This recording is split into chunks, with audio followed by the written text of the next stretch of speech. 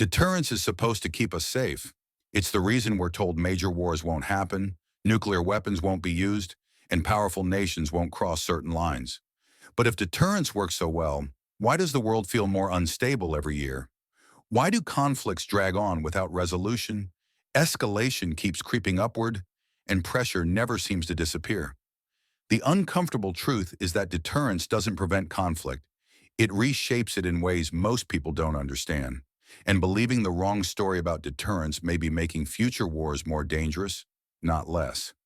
If you want clear, honest military analysis without the headlines and hype, like the video, subscribe to the channel, and comment below. It helps the channel grow and tells me what topics you want covered next. In this video, we're breaking down the lie we tell ourselves about deterrence and what it actually does to modern warfare.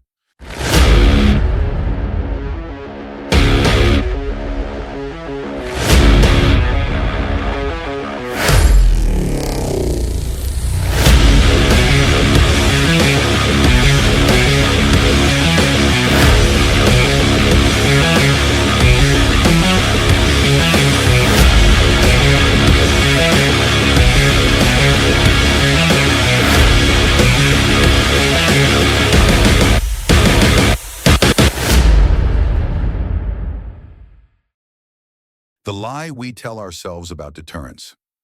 For decades, deterrence has been treated like a shield, a quiet force that keeps wars from happening, a guarantee that if one side becomes powerful enough, rational enough, and threatening enough, conflict simply stops. We tell ourselves that deterrence prevents war, that it stabilizes the world, that it keeps us safe, but that belief is incomplete and dangerously misleading. The truth is not that deterrence doesn't work. The truth is that deterrence doesn't do what we think it does. It doesn't eliminate conflict, it reshapes it. And the way it reshapes conflict is far more unstable than most people realize. Deterrence is often described as the reason major powers haven't fought each other directly in decades. Nuclear weapons, advanced militaries, mutually assured destruction. The logic seems simple. If the cost of war is too high, no rational actor would choose it. But history shows something else entirely. When deterrence works, it doesn't create peace. It creates pressure. And pressure always finds a release. What we think deterrence does in theory, deterrence creates a clear equation. If you attack, the response will be devastating. Therefore, you won't attack. That logic underpins nuclear strategy, alliance structures, forward deployed forces, and defense budgets across the world. It's why militaries invest not just in capability, but in signaling, missile tests, exercises, patrols, and shows of force meant to reinforce credibility. The assumption is that fear creates restraint, and sometimes it does.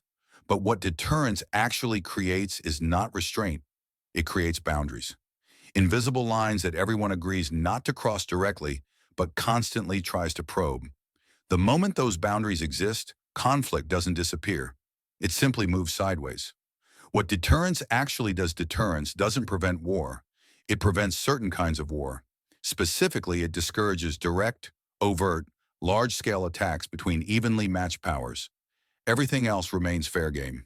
Cyber operations, proxy wars, economic coercion, political destabilization, maritime harassment, gray zone actions that sit just below the threshold of open conflict. Deterrence compresses the battle space rather than eliminating it. When direct confrontation becomes too dangerous, actors adapt. They look for ways to impose costs without triggering retaliation. They exploit ambiguity. They rely on deniability. They accept longer timelines and lower intensity in exchange for strategic leverage. This is why the modern era feels constantly tense but rarely decisive. Deterrence doesn't freeze conflict, it stretches it. The escalation paradox. One of the most uncomfortable realities of deterrence is that it can actually encourage risk-taking. When both sides believe escalation will be avoided at all costs, they begin to test how far they can push without triggering a response. Each successful probe reinforces the belief that the other side will tolerate just a little more. Over time, the boundaries shift. What once would have provoked a response becomes normalized. Actions that were unthinkable become routine. The threshold for retaliation rises. Not because the stakes are lower, but because everyone is afraid of what happens if escalation spirals out of control. This is the escalation paradox. Deterrence doesn't eliminate escalation, it delays it, often until it becomes harder to manage. When escalation finally does occur, it's rarely clean, controlled, or limited. It tends to happen after long periods of ambiguity, miscalculation, and accumulated grievances.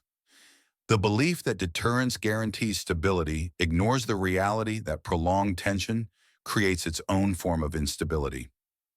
Why adversaries exploit deterrence? Modern adversaries understand deterrence just as well as we do, sometimes better. They know what lines matter. They know which responses are politically costly.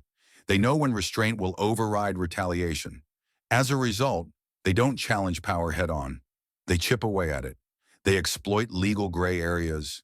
They weaponize information. They leverage civilian infrastructure. They operate through proxies who absorb the immediate risk. This isn't weakness. It's adaptation. Deterrence doesn't stop competition. It forces competition into indirect, asymmetric forms. And those forms are harder to deter. You can deter a missile launch. You can't easily deter a cyber intrusion. You can deter an invasion. You can't easily deter influence operations, economic pressure, or gradual territorial erosion. The more powerful a state becomes, the more it relies on deterrence, and the more creative its adversaries become in avoiding it. The myth of rational actors. Deterrence theory assumes rational decision-making. It assumes leaders accurately calculate costs and benefits, share similar risk thresholds, and value survival above all else. Reality is messier. Leaders operate under domestic pressure. They misread intentions. They overestimate their own control. They make decisions based on incomplete or flawed information. History is filled with conflicts that no one intended to escalate until they did. Deterrence is not a machine that guarantees predictable outcomes.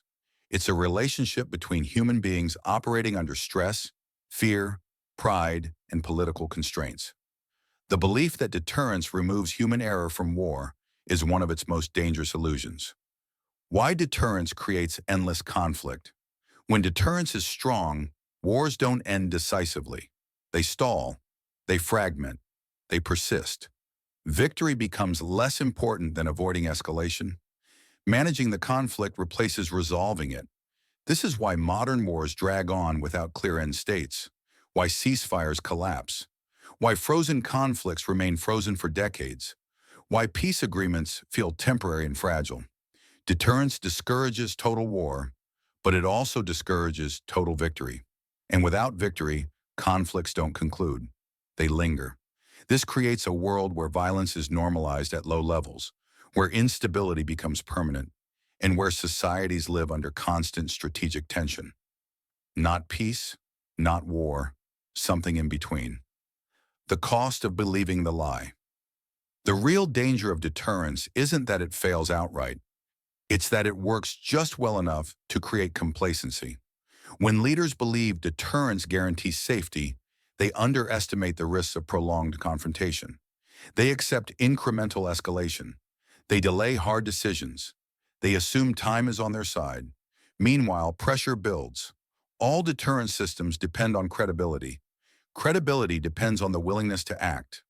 Over time, restraint erodes that willingness in the eyes of adversaries. Eventually, someone miscalculates. And when deterrence finally breaks, it doesn't break gently. The hard truth, deterrence is not a shield. It's a balancing act. It reduces some risks while amplifying others. It prevents some wars while enabling different ones. It buys time, but time always comes with a cost. The lie we tell ourselves is that deterrence keeps us safe. The truth is that deterrence keeps us busy, managing tension, absorbing friction, and navigating constant competition just below the edge of open war. Understanding deterrence means accepting an uncomfortable reality. Peace is not the absence of conflict. It's the management of it, and management is never permanent. What this means going forward. The future of conflict will not be defined by deterrence preventing war. It will be defined by how long deterrence can delay escalation, and what happens when it finally fails. The more we rely on deterrence alone, the more we must confront its limits. Because deterrence doesn't eliminate danger. It reorganizes it. And believing otherwise is the most dangerous lie of all.